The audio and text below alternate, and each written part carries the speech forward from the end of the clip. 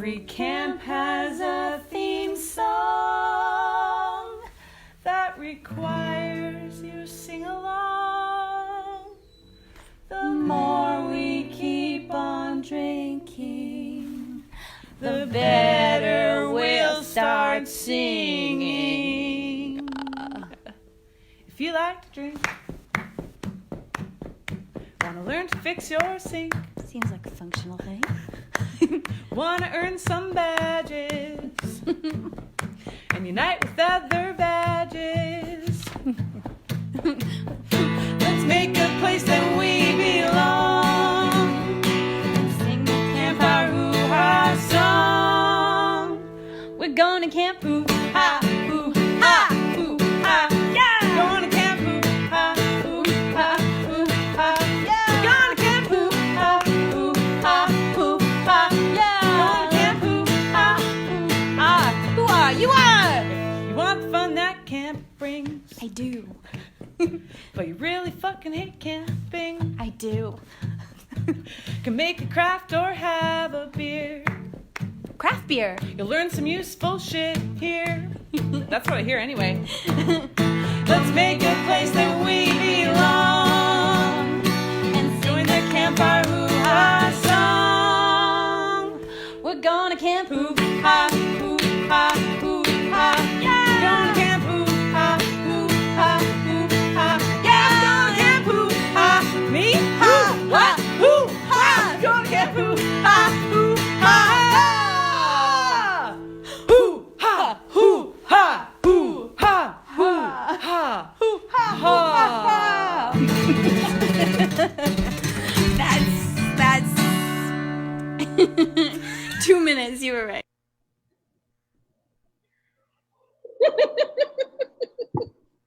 Welcome, campers, to Camp Hoo-Ha. It is our mental health event with Dr. Jody Carrington. And boy, do we need her right here. I'm so excited to have her start a camp. I'm super excited. She's on the other side of this room, so I'm going to awkwardly stare over at Jody every once in a while. Dr. Carrington has been the most requested speaker I've ever had.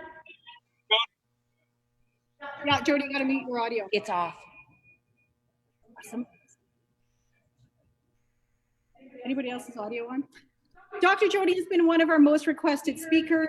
She was a lifeline for my community. Have we got something else on mine?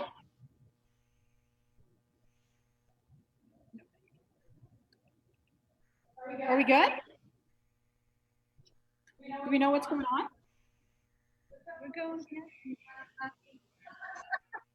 Check, mic check. Yeah, Okay, I'm gonna leave the meeting. there we go. Okay, she out for now? Okay, we'll bring her back. Anyways, Dr. Jody Carrington, who has temporarily left camp, has been the most requested speaker I've ever had at camp. She was a lifeline for my own community in Saskatchewan when there were a number of tragedies. And through COVID, I know that she was just a pillar of strength and hope and all of this stuff for all of you women at home who then came to me and said, get Dr. Jody Carrington, get her now.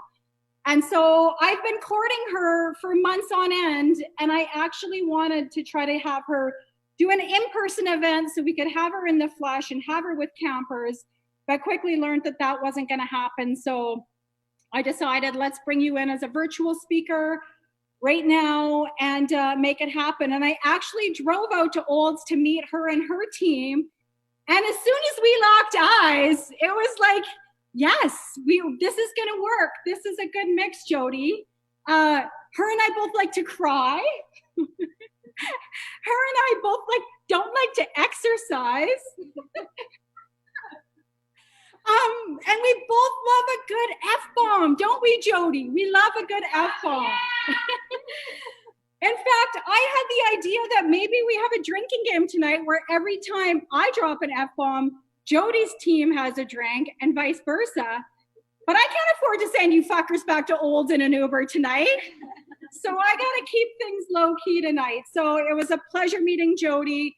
And I could tell by how many campers signed up for this event that there is just a massive need for it. So before I introduce Jody and get my team mixed in here, I'm going to tell a bit of the camp story. Oh shit, we're losing our hoo-ha here. I want to tell you guys a bit about who we are, what we're doing, so that after Jody Carrington moves on, we keep you guys at camp and hopefully you guys come back to earn some more badges and have some more camp fun. So my name is Mel McKay. I am your high hoo-ha. I am the founder of this thing. I'm a Sasky-born girl who moved to Calgary in the late 90s. I had a really great career as a copywriter in advertising, was making those sweet Alberta, dollars, oil and gas dollars, and was able to stay at home when I had my daughter. Life was good. I had a good career. Everything was kind of swimming along. And then in 2017, when the economy crashed, which is hilarious now in hindsight, I realized that, my work started to dry up. And at the time, my husband was working in oil and gas, and they were doing mass layoffs at his company. And so I fucking freaked out, right? So we're at a point now where I don't have work coming in. He might lose his job. And so I did what a lot of us do. I started, lowering my rates. I was begging for work on LinkedIn, cold calling anybody I could to try to get work, applying for jobs that were way beneath me, and feeling the lowest I could possibly ever feel. Why are you laughing at me? And then I have this realization that I am chasing work that I don't even want to fucking do. How sad is that? I'm begging for work that I don't want to do, and I can't even get it even if I did want to do it. So at this point, I decide I'm going to take things into my own hands, and I'm going to start a little side hustle, and I'm going to do something that is going to be fun and hopefully put some money bring some money in the door. And I was also looking around at events for women, and I felt like everything we were doing was either for our kids or talking about our jobs or selling shit to each other. And I just thought, God, there's got to be a space for us to just get together and have fun. Just laugh, connect, and not have it revolve around something else. And so I also picked my daughter up from Brownies one night, and she came running out with a mitt full of badges.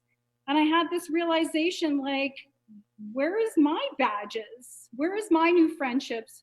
Where's my fucking fun, right? I'm 43. I'm not getting any of that stuff anymore. So I went home and I just put on a sticky note on my computer. Badges and booze was the only thing that I sort of had, on the table at that point, which there's still a lot of those. And so I launched camp in 2017. Camp Hoo-Ha in the last 3 years has spread through 3 provinces. We've got 12 chapters that are normally up and running with events in person.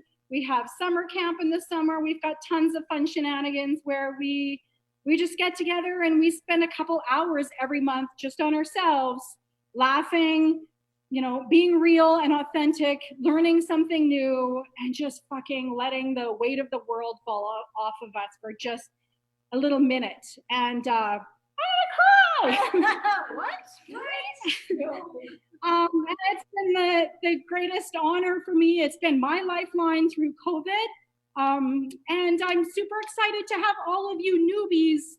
I know I can't see you and squeeze you and feel you, but I'm so excited to have you guys a part of this one, especially because I know we all need it. So that's the camp story, and welcome to Camp Hoo-Ha, and I hope you guys stick around. So I have a few things I'm going to discuss before I pass it over to my team. Every camp, we have our booze counselor. Whoops, opposites. We've got Carla that does some wine notes, so she's going to walk us through some wine tasting notes. And then we have the J9, who's going to sing you guys some songs that are going to make you feel funny in a few places. So these two are part of Team Hoo-Ha. We have Rob as our producer, which nobody can see. We've got a he and our hoo-ha that's producing our event to make sure everything looks good, sounds good, no audio issues. And then, of course, we have Dr. Jody Carrington, who is standing by and ready to light this camp on fire. So I can't wait. But I've got a couple quick announcements for you guys. I'm going to come back after Jody is done talking. I know we committed to a 8 to 9:15 timeline. I don't want to rush anything tonight. None of us have anywhere to go.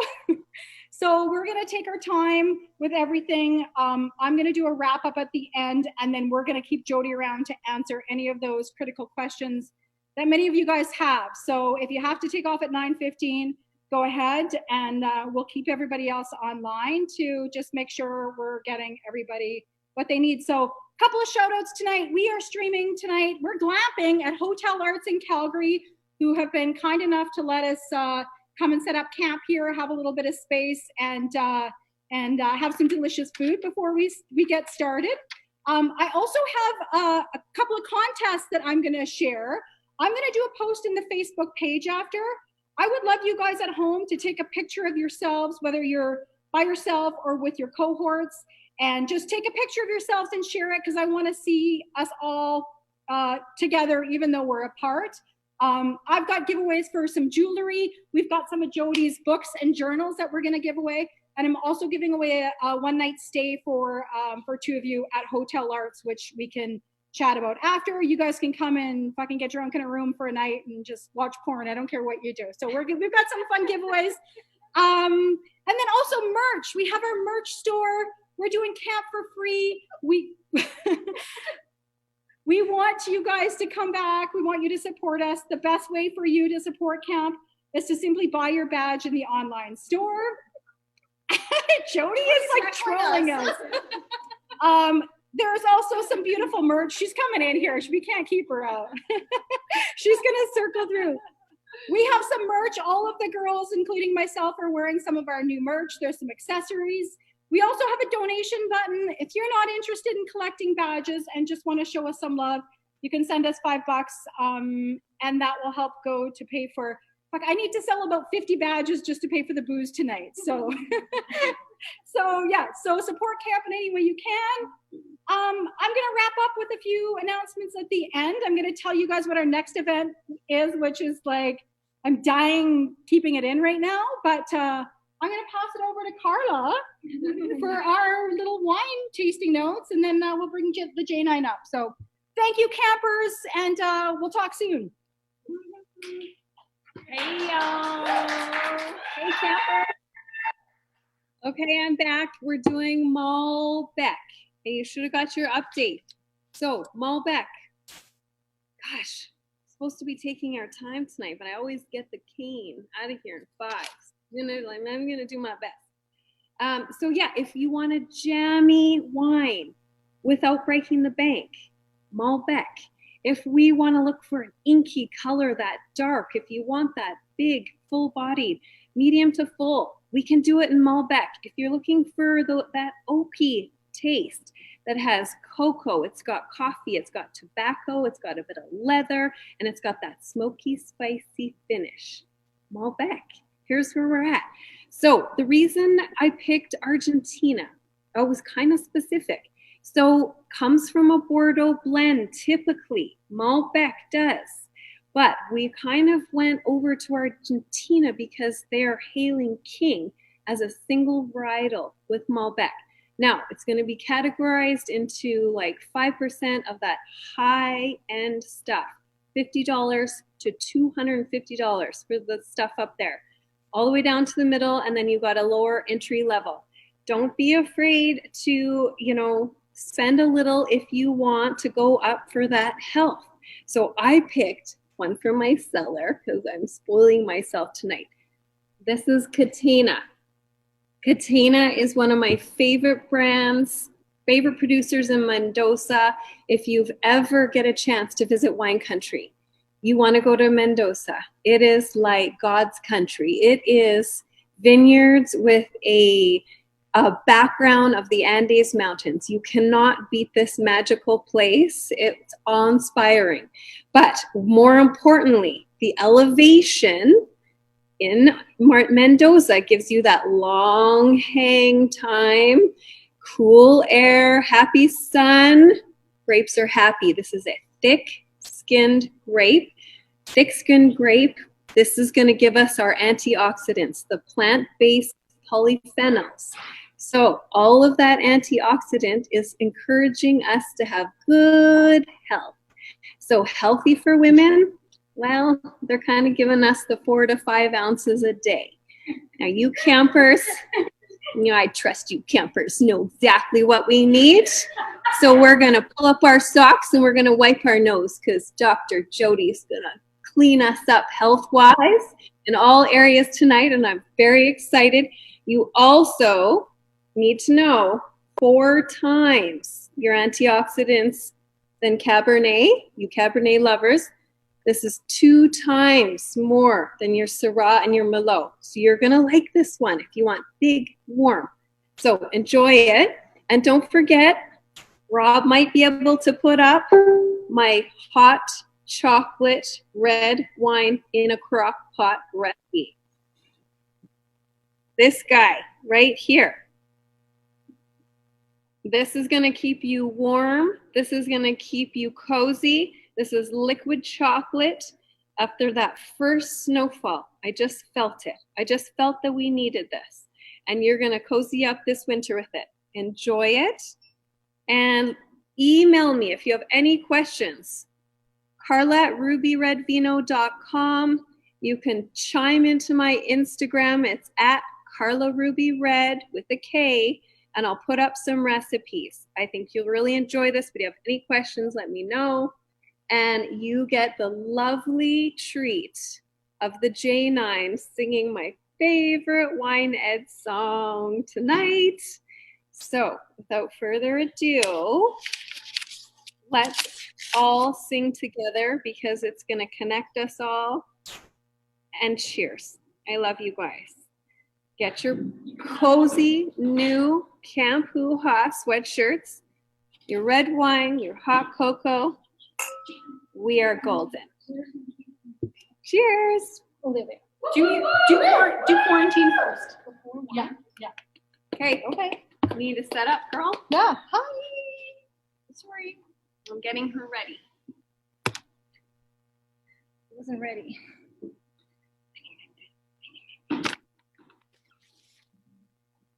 Hi, everybody.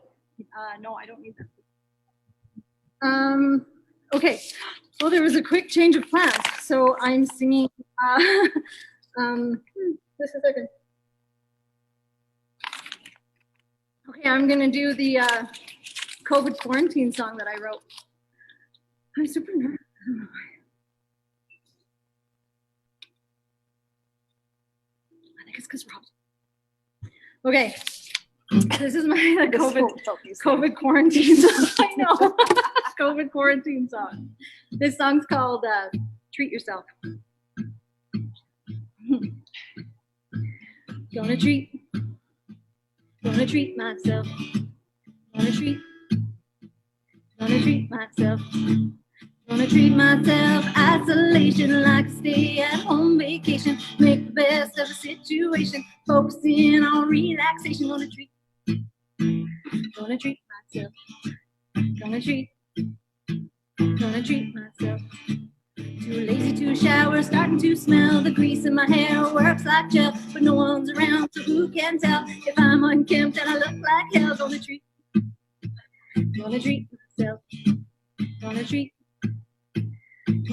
myself. Gonna treat myself. Isolation like stay-at-home vacation. Copious food and libations have become my meditation. Gonna treat myself. Gonna treat myself.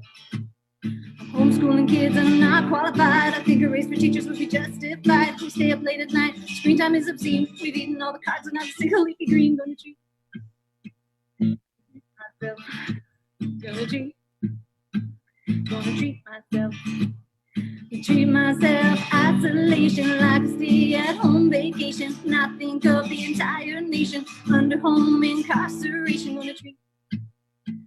Gonna treat myself. Gonna treat myself. I'm getting prison fit, doing push-ups in my room. I'm drinking with my friends on Google and Zoom. Saving all my mail, it's no longer junk. Run out of toilet paper, gonna use it for my junk. Gonna treat myself. Gonna treat myself. Gonna treat myself. Isolation like stay-at-home vacation. Practice lots of meditation. By that I mean masturbation. Gonna treat myself. Gonna treat myself. Hope you treat yourself.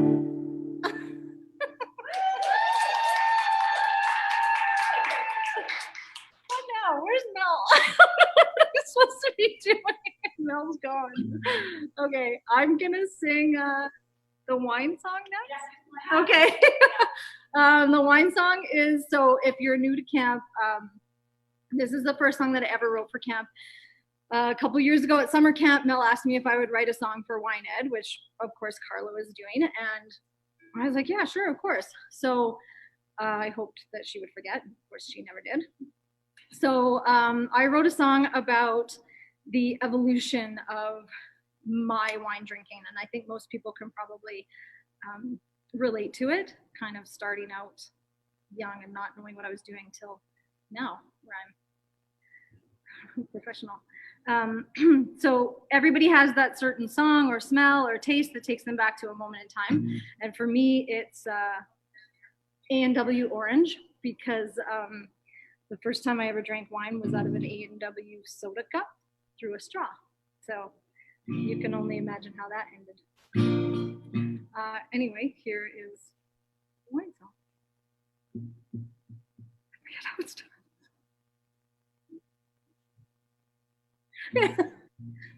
I was 15 when I tried it for the first time. My best friend and I stole my stepdad's wine, filled our plastic cups, chugged it through a straw.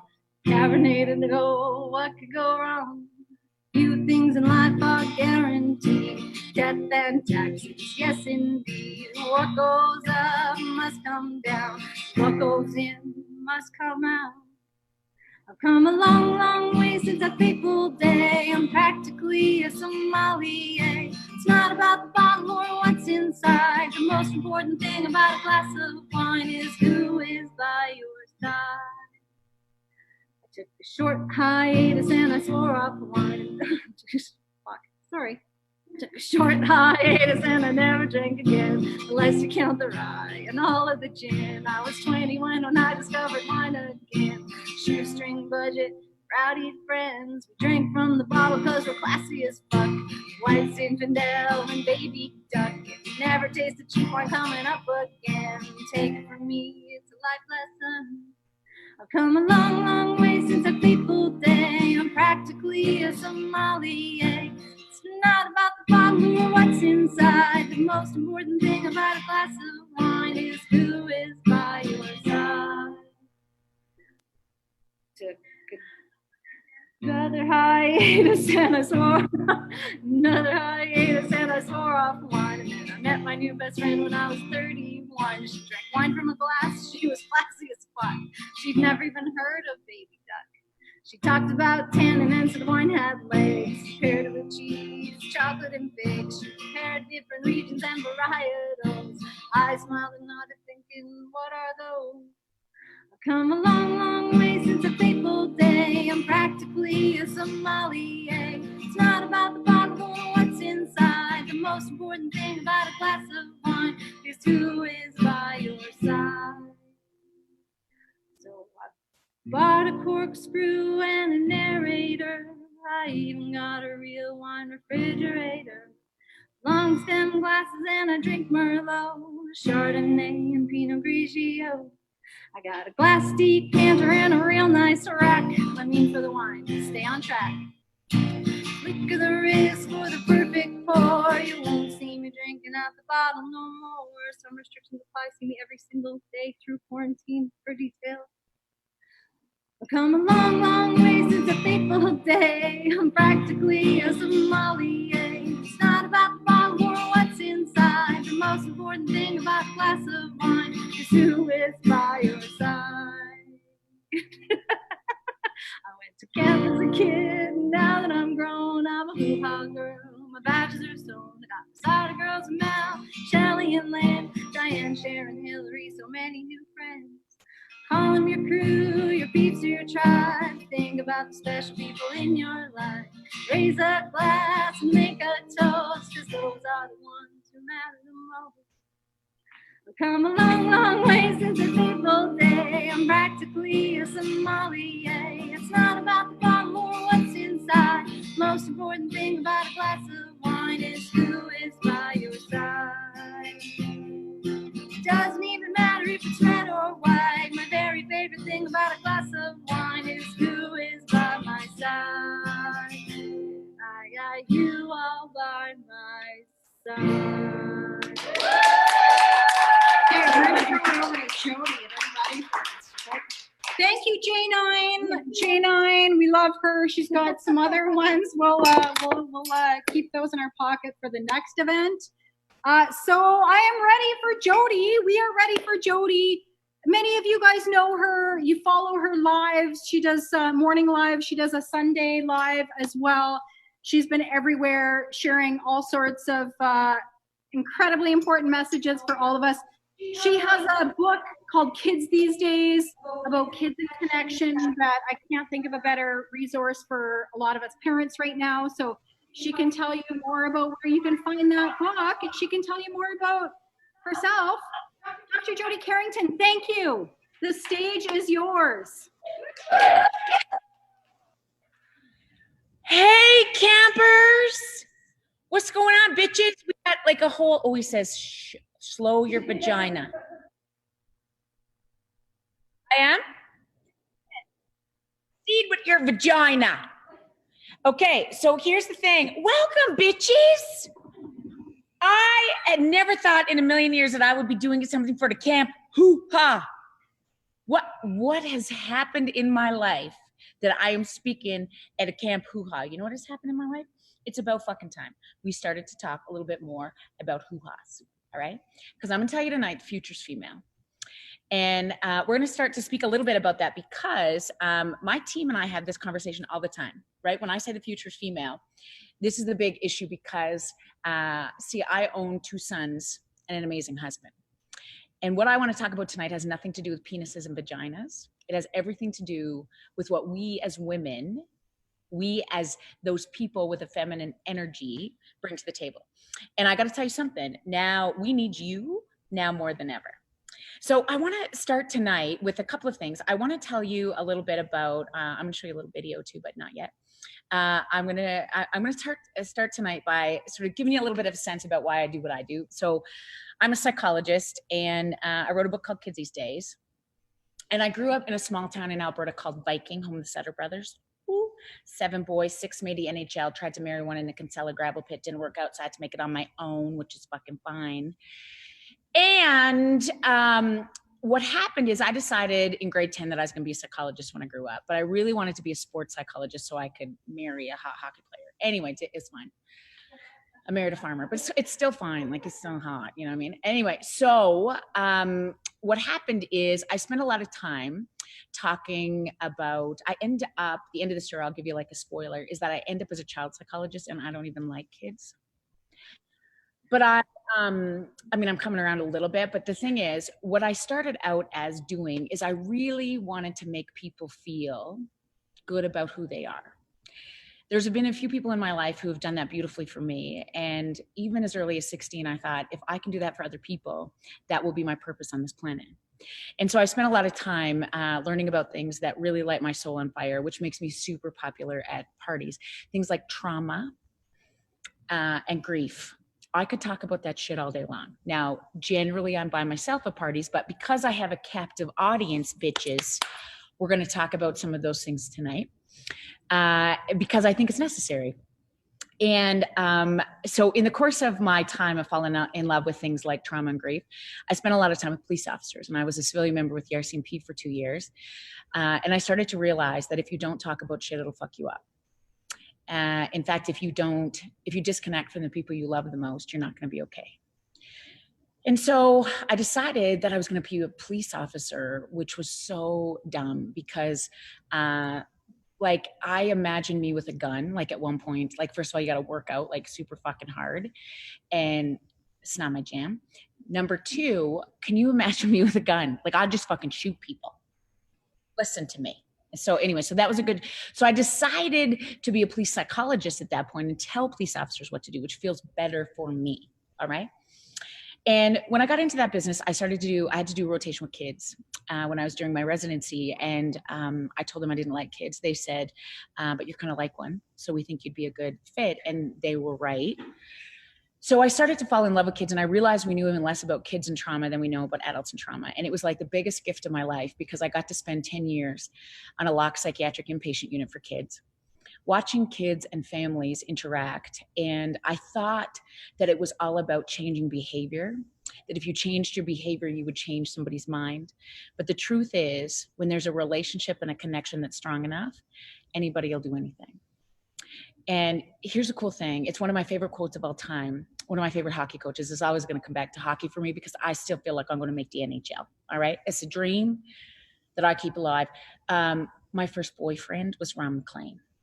He don't know, but if he would have known, he probably would have married me. But anyway, it's fine.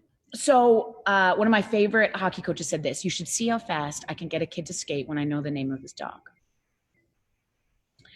You should see how fast I can get a kid to skate when I know the name of his dog. And here's the deal about that process. It is about the power of connection. Guess who is so good at that? Generally people with vaginas. Now, there's an exception to this rule many times, and I'll fucking dance around that conversation anytime you want to go.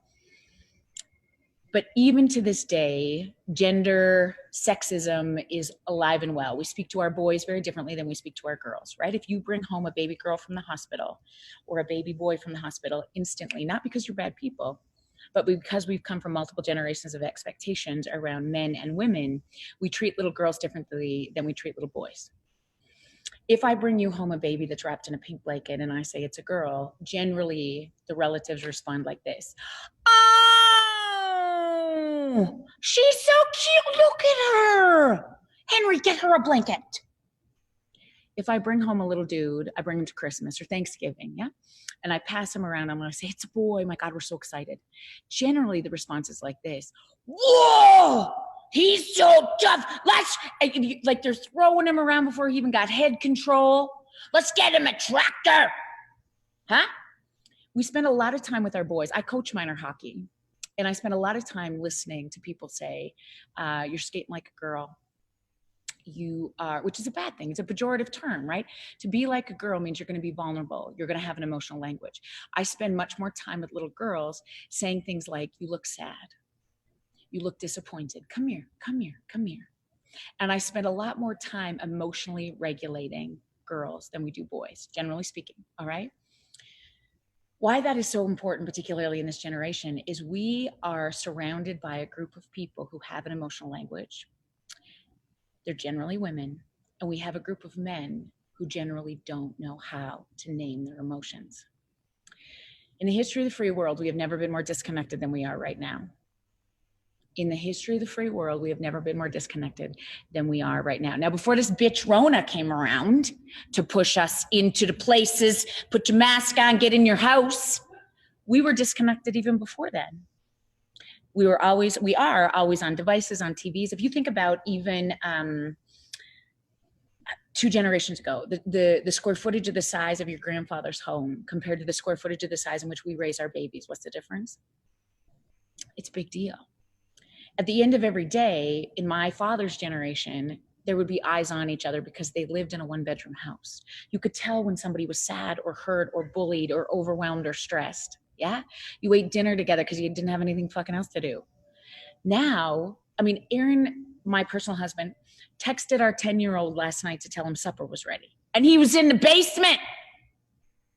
We can't even, do you understand? It's this process now that everything becomes automated. And so people say to me, oh my gosh, it's just the technology is the problem. Listen, the technology is not the fucking problem. It's how we use it that is the issue. Because the hardest thing we will ever do on this planet is look into the eyes of somebody we love. Not somebody we know. We're wired for connection. We're fairly good at that. But looking into the eyes, not just looking, but seeing the people we love will be forevermore your biggest superpower. You should see how fast I can get a kid to skate when I know the name of his dog. I love it. Because when you are seen, you will rise. And I've learned this particularly from the indigenous culture more than anything. I come to you tonight from Treaty 7 land. I am so aware now about my role in reconciliation, because one of the biggest lessons I have many to learn, but one of the biggest lessons I've learned from my Indigenous friends is the importance of acknowledgement. When you are seen and you are heard, it's not apology. It is acknowledgement. Acknowledgement means when I see you, when I honor what it's like to be you in this moment, you will rise. And typically as women, we like to fix shit, yeah?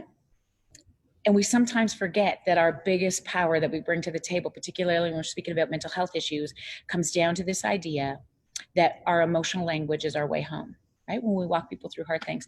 The highest rate of suicide in this country right now is middle-aged men. Men who need an emotional language at this time of disconnect, particularly when they're going through tough things like divorces or financial issues. I need to be able to name it to tame it. That's one of my favorite guys said this, Dan Siegel. He's a psychiatrist. He said, you have to name it to tame it. And right now in this moment, as women, generally speaking, we are better at naming it. And so I think, what I really wanted to speak about tonight in terms of how we look after each other, our own mental health. I often talk about kids at this point in many talks that I give, but tonight I really wanted to focus on us, because here's the biggest deal as a child psychologist. I don't really give a shit about kids. And I mean that with all sincerity. I love my babies. I enjoy spending time with kids, but here's the truth. We can pour all of our resources into our children or the kids that we serve, but if we're not okay, they don't stand a chance. If you're not okay, if you don't surround yourself with people who insist that you rise, our babies will suffer. If you don't align with people, if you sit with the winners, the conversation is different. When you engage with women like the camp hoo-ha-ers, here's why I said to these ladies that I would love to be a part of tonight. Marty got me into this shit because Marty is all about her hoo-ha. If you have ever met my Marty, she is my ride or die. Okay, so she runs the operation. She is a goddamn ninja, okay? Organized, everything I'm not. Nice. She cans shit, bakes stuff, loves her children, has lots of sex with her husband. Anyway, just fine. Exactly differently than me, okay? She's also 10 years younger, but I'm just saying, it's fine. Oh, by the way, this chocolate red wine,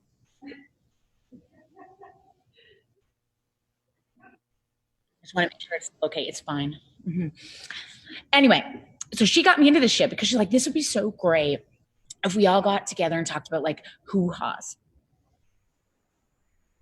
Would it? Because I don't know that that's a really great idea. And before I know it, I'm in a fucking hotel room talking about hoo-has. And I love it. Because here's what one of my very best philosophers on the planet ever said. We are all just here walking each other home. We are all just here walking each other home. And I will tell you, the healthiest people on the planet have a group of women behind them. Not because your partners on this planet, or sometimes your best friends who are men, or people in your circle aren't going to be very important in this process. It is about who can cheer the loudest for you. Because when we are acknowledged, we will rise. And I want to give you this definition of feminism, because I think sometimes we really misunderstand this idea of being women and stepping into our power, particularly in this world of mental health. Kavita Ram Das is one of my favorite leaders on the planet. And she said, I love this definition of feminism. She says, unlike almost every other social movement, it's not a struggle against a distinct oppressor. It's not the ruling class or the occupiers or the colonizers. Sometimes it's against a deeply held set of beliefs and assumptions that we women far too often hold ourselves. When we acknowledge each other, we rise. Comparison, particularly in this field of mental health, is the thief of all joy. We spend a lot of time on the Instagram looking to see who got their shit together more than we do. Guess what? Nobody do! It's a lie! All of the family photos that you see in the fall, frolicking in the leaves, they look like they love their husband. I swear to Jesus. 2 frames before that, they were like, you stand aside, you son of a bitch, because you're not going to make the Christmas card. I want one of just me and the children, just in case. They don't post that one, see? And so part of the issue is, how do you sit with people that remind you being exhausted in COVID is normal?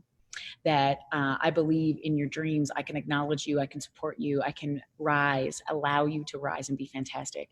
I will cheer you on in the corners. I think that's really about what's important in this world of, you know, supporting women and each other. And I think what's really interesting to me about this is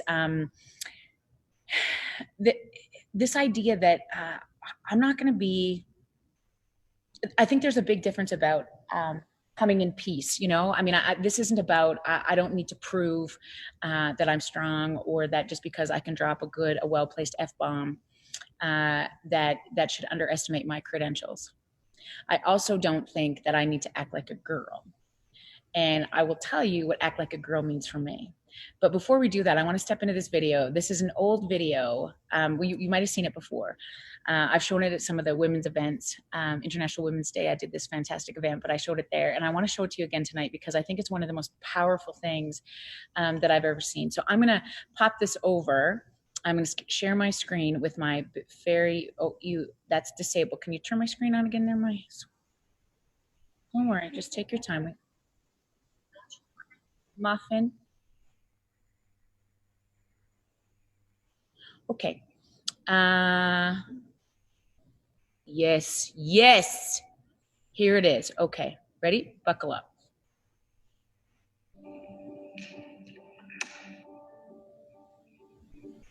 Hi, Erin. Hi.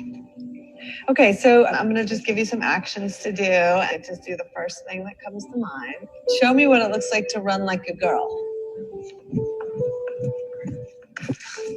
Here.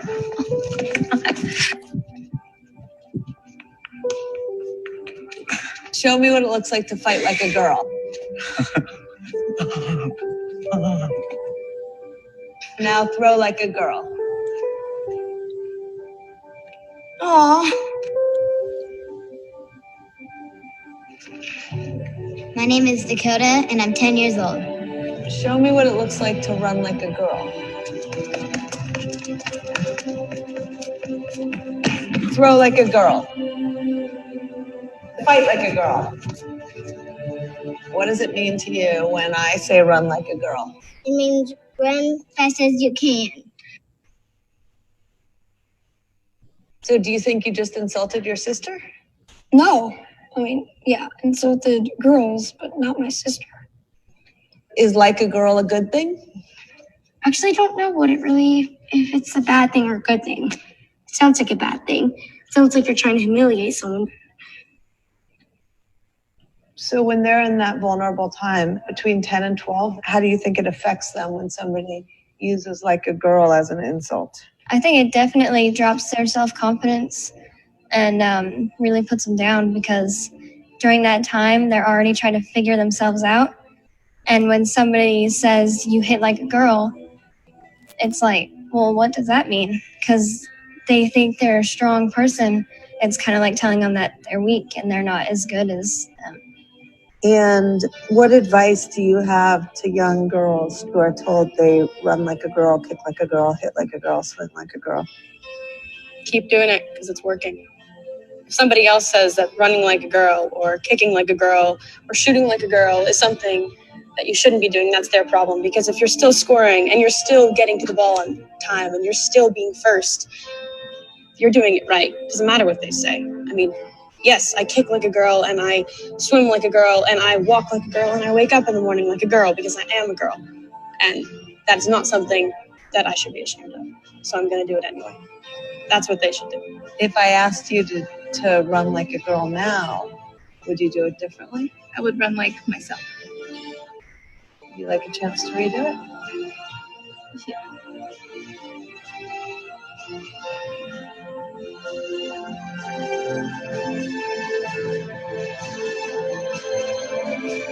Why can't run like a girl also mean win the race?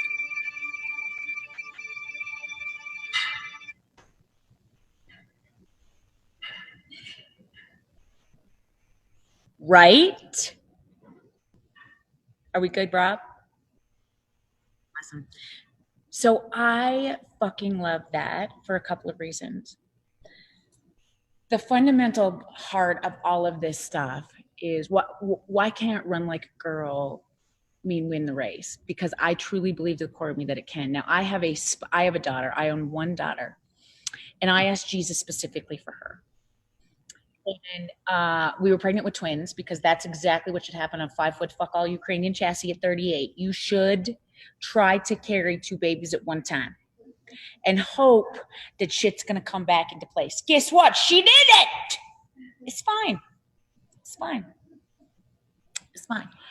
Anyway, I said to Jesus when I found out I had 2 in my belly at one time, clearly you think I'm competent at this job. And I promise I'll be even a better mom if you make one a girl. And do you know what he said to me? Buckle up. He sent me the spiciest chicken that he had available at the time. She looks like me, sounds like me, talks like me. And she's 7. Yesterday she said to me, "You stop it." I'm in big trouble. But here's what I love the most about her. She's going to change the world, maybe from jail. But there is one thing that I think is amazing about her. My only job as her mom is to teach her this one thing. It's called emotional regulation. And why I want to talk to you a little bit about that tonight is because emotional regulation for me is the heart of any mental illness that I've ever treated, that I've ever assessed, and we don't talk about it nearly enough. And so here's the definition of emotional regulation. How not to lose your friggin' mind. How to stay calm and use your words in times of distress is the fundamental aspect of mental health. When I lose my capacity to use my words, to have dual awareness, I will not be mentally well. Dual awareness means this capacity that I can notice, I can see what other people are feeling, experiencing, okay? When I lose that capacity and turn internally, I get emotionally dysregulated. I can no longer take a deep breath. I can no longer notice what's happening with other people in my world. It becomes all about me, all right?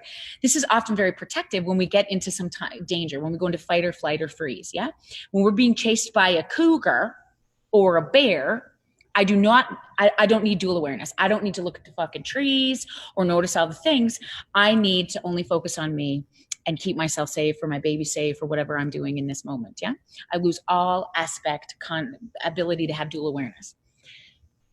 The healthier I am, the more competent I am in the run of every single day, I will have much more dual awareness. I'll be aware of how other people are feeling, how they're responding. I will have empathy for my children, for my partner. That is when you are at your healthiest, okay? So let me give you an example of dual awareness. Before, if you've ever had more than one baby, as you prep for the second baby, what happens is you have all of these feelings about your first baby, right? During the pregnancy, you're like, holy Christ, I don't think I'm going to be able to love anybody as much as I loved it. Why did we fucking have another? Oh my God, what are we going to do? Okay, I'm going to plan all the birth plan. We're going to buy the other child the book, and we're snuggling, and we're like thinking about all these times. Then when you go into labor, what happens about, what happens to your concern about the firstborn? Here's a little hint, is that you don't give a shit. When you are going into, you are on the first, like the 10-point contraction, you forget about everything else. You lose dual awareness because you start to focus internally. This is the heart of all mental illness, when I lose my capacity to emotionally regulate.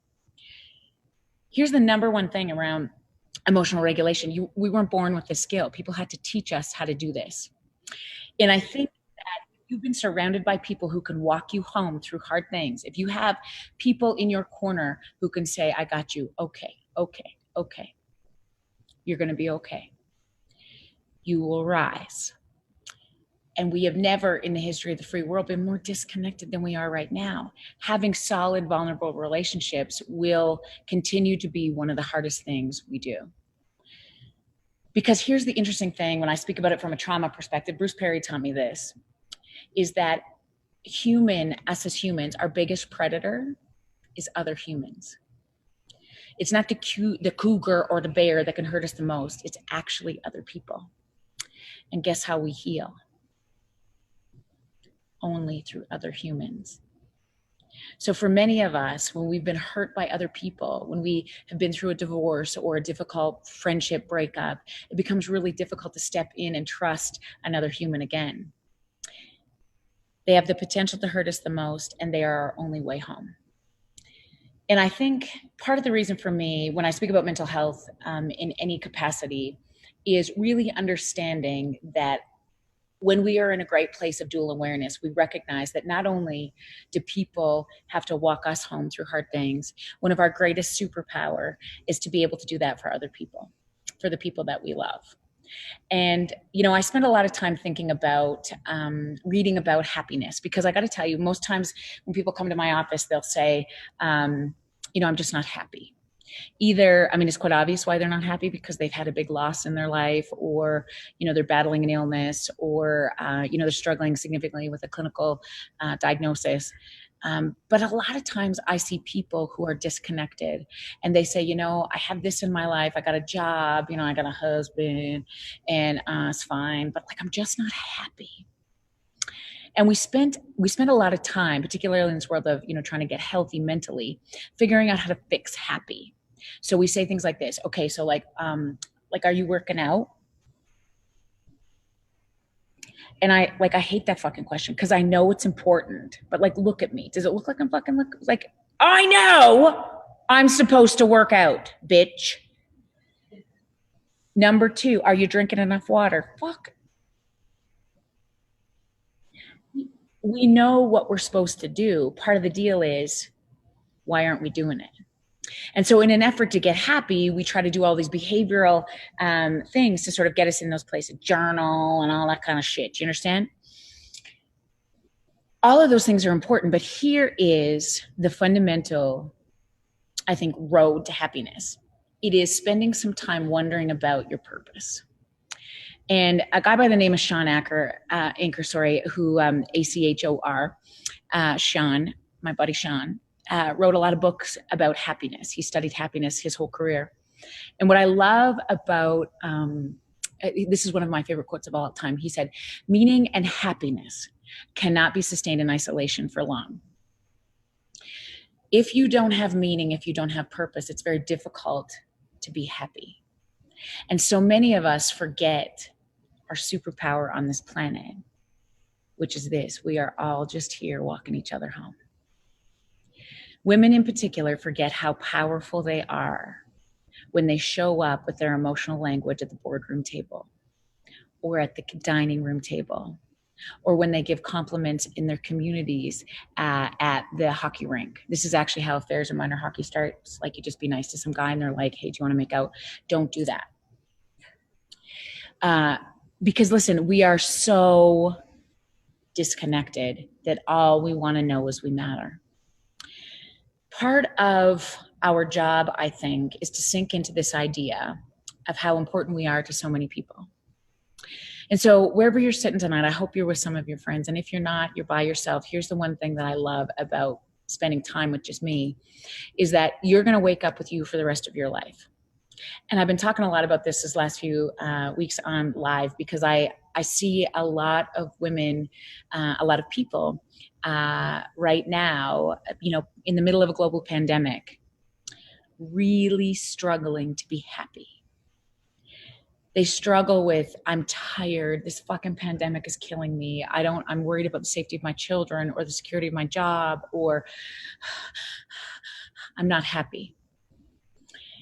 And there will always be extraneous things that we need to pay homage to, that we need to hold space for. But what becomes really important to me, tonight in particular, when we're talking about mental health, is to drop those shoulders and remember why you're on this planet. I want you to think right now, I want you to get in your head the 3 people who are luckiest to have you in their lives. The 3 people, don't look at your fucking phone or check your email. Get back here. The 3 people right now, get them in your head, who are luckiest to have you in their lives.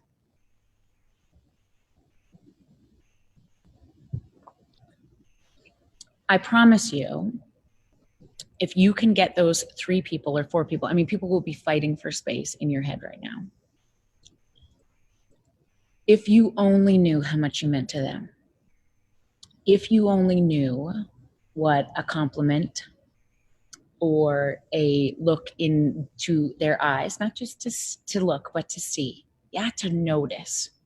See, we look all the time, but we don't see. If your partner popped into your head, here's the interesting thing about our partners is that we look all the time, but we don't see.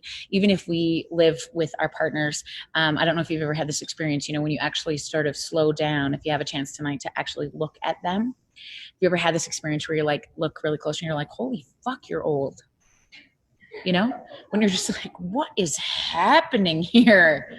Because we live with people all the time and we look, okay, let the dog out. Jesus Christ, who's taking him to practice? What have you been doing all day?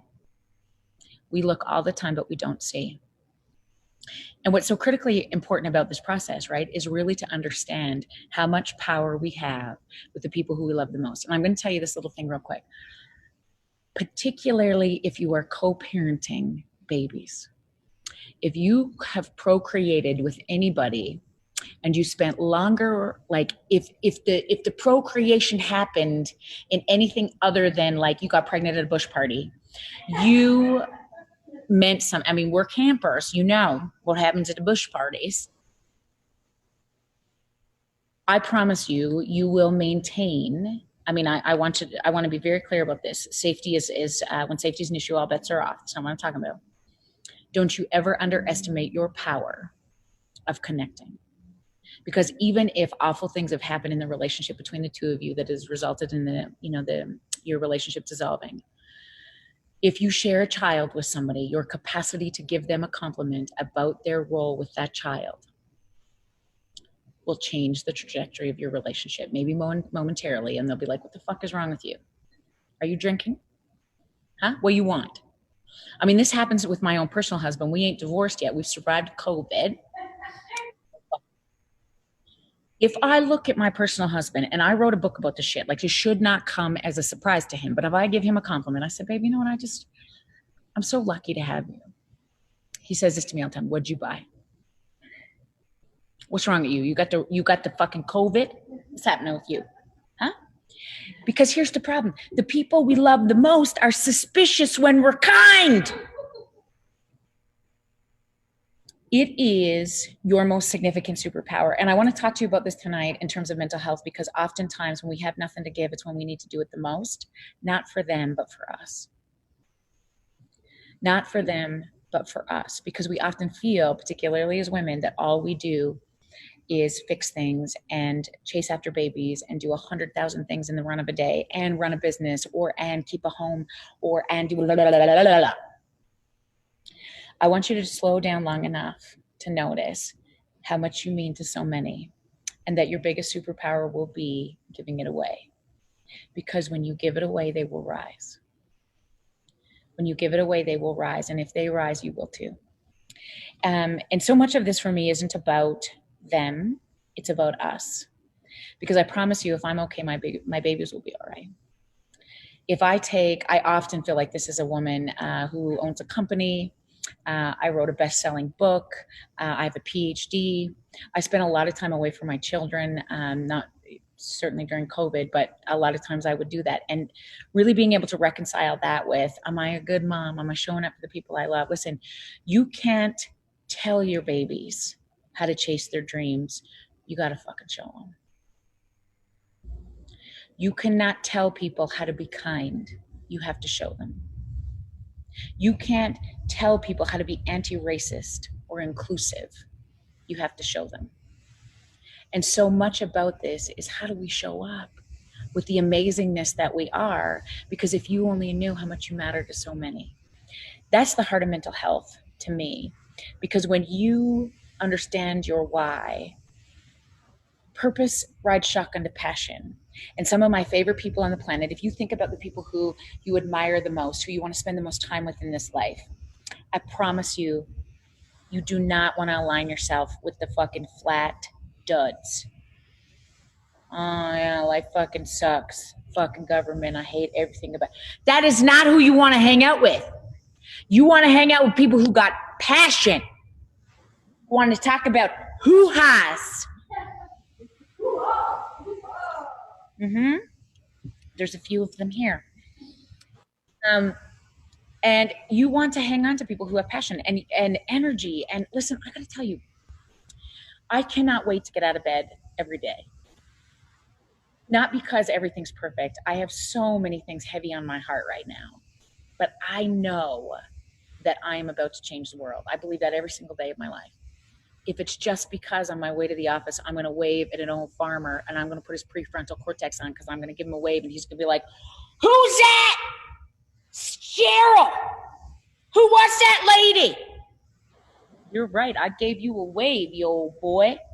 And he's in the game that day. If I smile at somebody on the way to my office in the morning, I have the capacity to change the trajectory of a life just by showing up. Many days I don't even have a bra on. I am not a fan of brushing my teeth. It's a thing I got. I'm not a fan. I chew a lot of gum. Nobody gives a shit. If you are nice, they will rise. So I have this little hashtag that we do quite often. It sounds like this, hashtag be nice fuckers. And I put the fuckers on the end because it really makes people, there's certain words in the human language that demand attention. Maybe not respect, but it demands attention.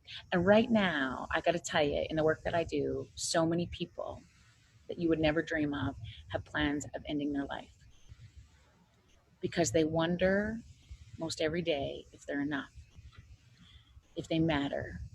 And if your biggest superpower is to let them know that they do, we need to do more of it.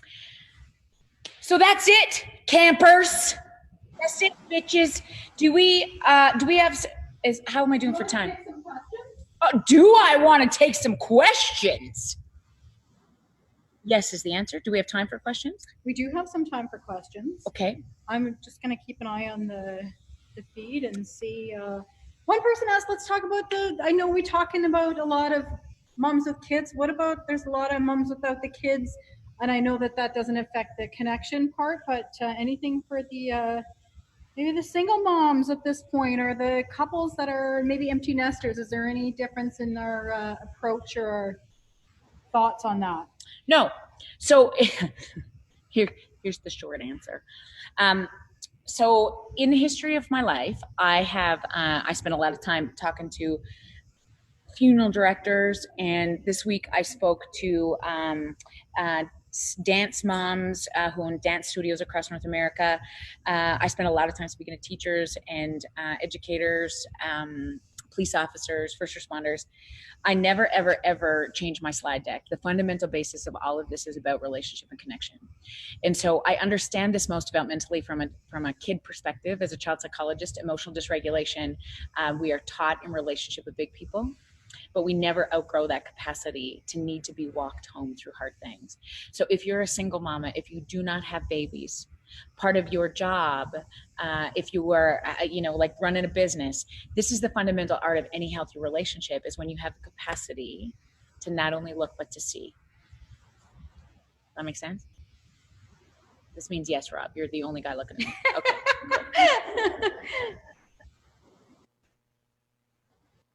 What else you got for me? Is it okay to, this is not coming from campers. This is coming from me. Is it okay to have days they're laughing at my hat? Is my hat okay? This is my way of we're not going on vacation, so let's just go to France every day. Is that what that was? Because I was like, I don't know that campers wear berets. We are wearing fucking berets. I'm going to start selling them. Oh. Okay, what about having, is it okay to have days where you just stay in bed and you lock the door and you just say, everybody fuck off? Is that part of it? Okay. So what do you think the answer to that question is? For me, you're asking for a friend. It's like these personal health days where you just put everything on the back burner. Is that okay? Oh my goodness. Okay. So here's the question she's asking for a friend. Is it okay to put everything on the back? Listen, here's what I would say, absolutely, inconclusively, without a fucking doubt. Yes. Here's part of the issue. When you do that, you beat the shit out of yourself the whole time. And what I want, Brene Brown, my Lord and Savior, Brene Brown, talks a lot about the importance of permission slips, about this idea of being able to say to yourself, today is my day. I need to look after me. And I got to tell you, I feel guilty many times. I love to have a nap, a really great nap in the afternoon, sometimes on Saturdays or Sundays. That's my favorite thing to do on the planet. In the middle of a global pandemic, when everything is uncertain and routines have changed significantly, right now you should be more tired than you've ever been in your life, because we are holding so much emotion just on the planet. This isn't something that's just happening in California because of the wildfires or because there was an earthquake or a tsunami. This is a global goddamn pandemic. People are emotionally dysregulated around the globe, which means there's a lot of energy happening where people are chippy. I love that word, chippy. It's like chirpy, but chippy. Or chipper. It's like the opposite of chipper. Wow. How much, have you had a little bit of this? I've had it. Okay. She loves the word chippy. And I got to tell you, I really love the word chippy too, because what it reminds me of is when we used to play hockey all the time. And when you go on and you play like Sunday Night Beer League, and you're going to go out and you're going to get on the first shift, somebody's going to cross-check somebody else. And you come back to the bench and you say, woo, she getting chippy out there. What happens when other people get chippy? Does that result in you being calm and just being like, okay, no, they just must be having a hard day. Let's go out and just skate nicer. No, you get chippy too. So chippy is contagious, and everybody right now is chippy. Do you know what is even more contagious than chippy? Kindness and grace. It will be way more contagious than this fucking virus, and we need it now more than ever. I swear to Jesus. Okay, what about being there for people that who are suffering with mental health issues that are maybe like, we're getting into the heavier stuff that's not just the mood swings and the sadness? Like psychiatric conditions, Yeah, do you think probably? Yeah, or people that are just needing our support. Mm-hmm. Okay, so this is a fantastic question that people would ask me all the time. Like, so how do I support somebody going through grief? If they've, lost a child, or they're suffering significantly with a significant mental illness, so clinical anxiety or clinical depression.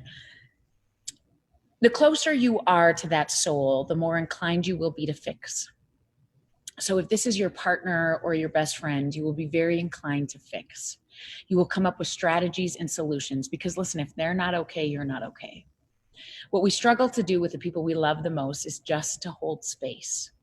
Because sometimes we don't have a solution or an answer. And oftentimes when you've had the shittiest day on the planet and you come home and you say to your partner, I'm exhausted.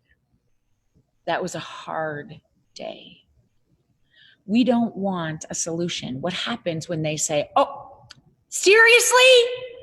Come on, you had a hard day. Do you want to know what hard is? I'll tell you what a hard day looks like. And you're like, for fuck's sake. Or when my husband comes home, he's like, oh my God, like I had to wash the truck today. And like I had all of these things. I was like, are you fucking kidding me right now? I got puke in my bra. I don't know where the 2-year-old is. I don't even fucking like your kids. And supper's ready.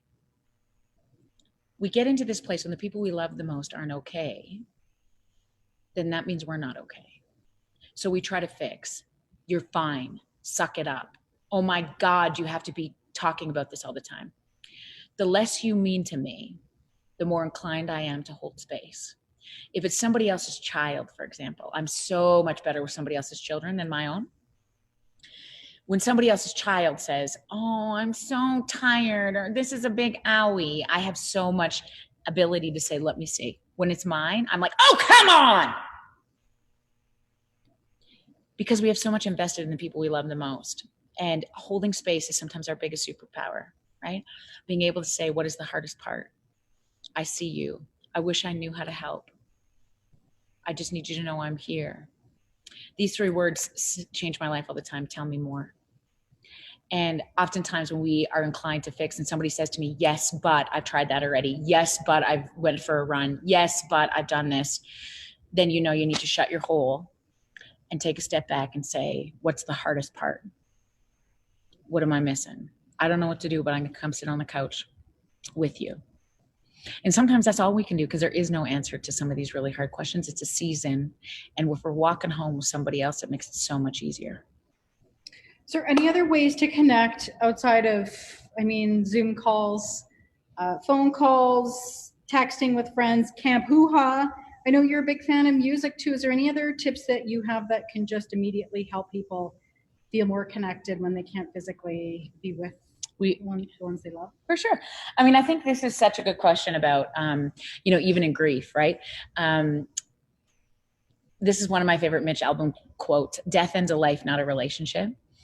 So even if we think about people who are not physically on this planet, you will stay connected. They will always be your mama.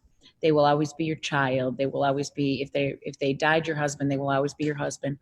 Got to tell your next one about that. But death ends a life, not a relationship. And so much about that for me is, how do we stay connected in the times where we can't be in the same physical space as another person? In line with that, for me, I think it is about, we're really concerned. I hear a little bit sometimes about people saying, oh my gosh, this online education, or, I haven't been able to see my mom or my dad, or I haven't, we're just FaceTiming all the time. Here's the thing that I like to remember the most.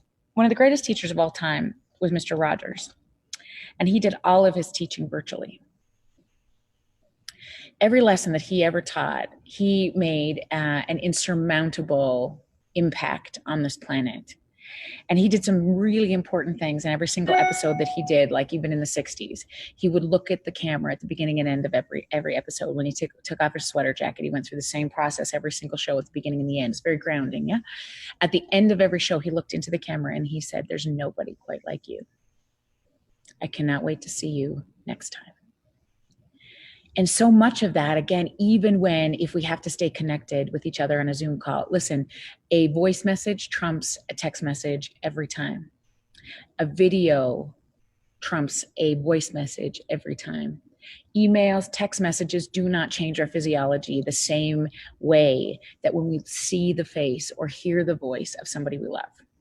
So whenever possible, don't underestimate the power of sending your kids a video message, or your partner a video message, or your best friend a video message, because over a text message, I mean, and never underestimate the power of just showing up if it's safe to do so.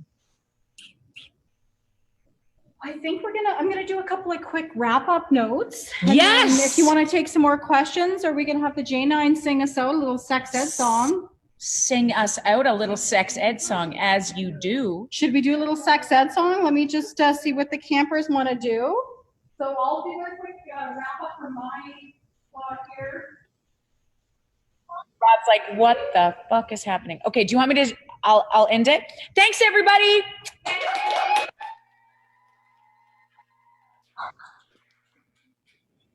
Am I good to go? Okay, well, we're going to do, we need Jody to. Yeah, I'm on it. We're going to do a quick wrap up, campers. That was amazing. I'm sorry we had some trolls taking over our Facebook feed, which we haven't had that happen before. So we're fucking big time, baby. We're big time. I'll have to think through how to avoid this. We have an open page. It's the easiest to share our link. We'll talk to Rob. We'll figure out how to kind of create some more security around this, so we don't have to have these fucking assholes. Be nice, fuckers, right? I'm trying to be nice, but I'm super annoyed by that. So I apologize if there was some nastiness in the feed. I want to talk to you guys a bit about our next event. I was thrown for a little bit of a loop. I had a super exciting camp event that I was ready to announce tonight. And I changed my mind. I'm going to tell you guys about it anyways, because we're going to do it in the new year. We are going to take over Hotel Arts for a socially distant pajama party, where you and your cohort are going to check into the hotel, go straight to your room, and hoo-ha from your room. We're going to send room service up to you guys. Everything's safe, no group activities. And we're going to actually stream some super fucking naughty camp right to your TVs in your hotel room. Drag queens sending you guys cocktail kits to your room. J9, Carla, we have all sorts of stuff fun happening. I was hoping to do that next month. And then as the COVID numbers were starting to climb up, I don't want to be doing something like that when we're on an upswing and the future is unknown. So we're pushing that one to the new year, and I'll share details with you guys soon. We're trying to make it as affordable and accessible and obviously as safe as possible. Hotel Arts has all sorts of protocols in place to make it safe. So that was going to be my game plan for our next event, which I had to kind of push to the new year. So I'm going to tell you guys right now, and Rob, maybe you've got the badge for our next event you can pull up. Have you got it there? The, what's that? I can't hear you. Rob? Shit, wow. Have you got the badge there? No? Just the mixology. Oh, shoot. Okay. You don't have the new one? I think I replaced it in the... Okay, I'll share it after. We are going to do... I will post details about the date on it. We're going to do Camp Cabo. We are going to do an event where we're going to have a mix of some Mexican cooking. We're going to learn how to swear in Spanish. We're going to get a mariachi band in. We're going to have all sorts of fun at a time when we can't go sit on the fucking beaches of Mexico and drink at a swim up bar. We're going to bring a little bit of Mexico to you guys. So tequila. So we're going to do some tequila tasting. We can wear cruise wear. Cruise wear is my favorite dress code ever. So I will share details with you guys about that. We have our speaker. We just have to figure out a date for that. So we're going to go Camp Cabo on you guys in a couple of weeks. It's going to be amazing. Again, post a picture of yourself with your cohorts or by yourself, however you're watching camp. Share it on Facebook or on Instagram or Twitter, whatever you want to do. I'm going to give away some prizes. We've got our some stuff from Jody and her team. We've got some jewelry from Joy Drop, which I'll share, and our hotel giveaway at Hotel Arts. Buy your badges, donate to camp, buy your merch, and a big thanks to Team Hoo Ha tonight. This was a super special one for a million reasons. It's the right timing. I told Jody and her team, I'm like, we will wait for you. We will get Jody in when the time is right. So that time was now, and I hope that you guys got a lot of good stuff from this. I'm going to share the video tomorrow for anybody who missed it, or if you only came in halfway through, so you can watch the whole thing. So thank you, J9. Thank you, Carla. Thank you, Rob, deep in our hoo-ha. Thank you, Jody and Marty, who came from Olds. We're going to come and catch up with you guys in Olds. We're going to come hoo-ha in person eventually. Thank you, Liberty, for the lighting tonight. Thank you, Laura, who's been helping with camp for the last 3 years. And we're going to go out on a J9 song. So thank you to you newbies. I hate looking at a screen, and I'm so glad to have you guys here, and I hope you stick around. I know tonight was a bit of a heavier topic, and we go from sort of fun and lighthearted to crazy stuff. So I hope that if you guys feel isolated or sad or disconnected, and you don't know where else you can go, you can come to camp. You can come to camp. We're here for you guys. J9's gonna come. Badges up. Oh, Rob's got the badge. We're gonna have a taco badge. That's one badge you guys are gonna want to have. So J9's gonna sing a song called "Come Spot Come." So let's go out on the J9 and make sure you guys post your pictures. We'll talk soon, campers. Oh fuck. Hang on a second. Carla's trying to read all my private messages. Okay. Start moving in. I wrote this song for Sex Ed Camp. So the only thing is I quickly have to preface it. I know we don't have a lot of time, but I have to preface it with explaining to everybody who might not know what dib dib dib dob dob dob is. So if you know, you know. If you don't, I'm going to teach you. It's part of the Boy Scouts pledge. It's dib dib dib dob dob dob, which is do your best, do your best, do your best, do our best, do our best, do our best. And it's 3 fingers. Here we go. So this song is called Come Spot Come. It's very serious and educational. Yeah. Why are you laughing, Rob? If you want to quiver, then you'll have to come here. If you want to come, then listen to this song. Think a scout song, only this is Scouts in. Take that dip, dip, dob, dob, and dip, dob, dab it in your hoo-ha. Go past your britches, about 2.5 inches, between 10 and 2. If a clock was in you, struck with firm pressure, till you find your treasure. Feels like a small bump, like the tip of your nose.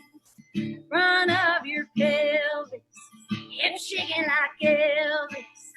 Find it in your nose.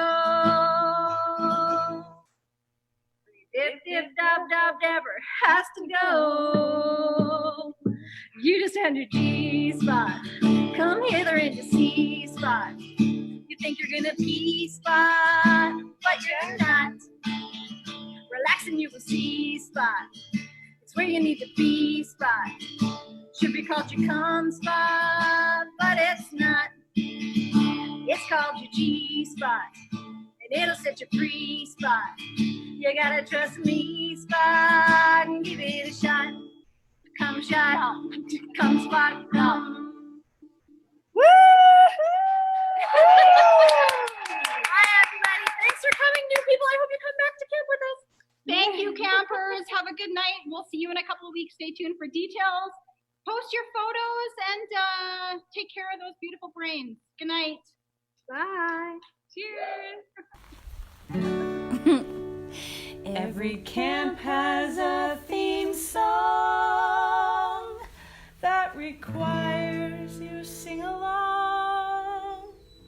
The more we keep on drinking, the better we'll start singing.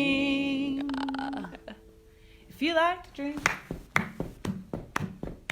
wanna learn to fix your sink, seems like a functional thing. Wanna earn some badges and unite with other badges. Let's make a place that we belong and sing the campfire hoo-ha song. We're gonna camp hoo-ha, hoo-ha, hoo-ha, yeah! Gonna camp hoo-ha, hoo-ha, hoo-ha, yeah! We're gonna camp hoo-ha, hoo-ha, hoo-ha, yeah! Gonna camp hoo-ha, hoo-ha. Who are you? You want the fun that camp brings? I do. But you really fucking hate camping. I do. Can make a craft or have a beer. Craft beer. You'll learn some useful shit here. That's what I hear anyway. Let's make a place that we belong and join the campfire hoo-ha song. We're gonna camp hoo-ha, hoo-ha, hoo-ha, yeah! Gonna camp hoo-ha, hoo-ha, hoo-ha, yeah! Gonna camp hoo-ha, me-ha, what, hoo-ha! Gonna camp hoo-ha, hoo-ha, hoo-ha, hoo-ha, hoo-ha, hoo-ha, hoo-ha. That's 2 minutes, you were right. That's funny.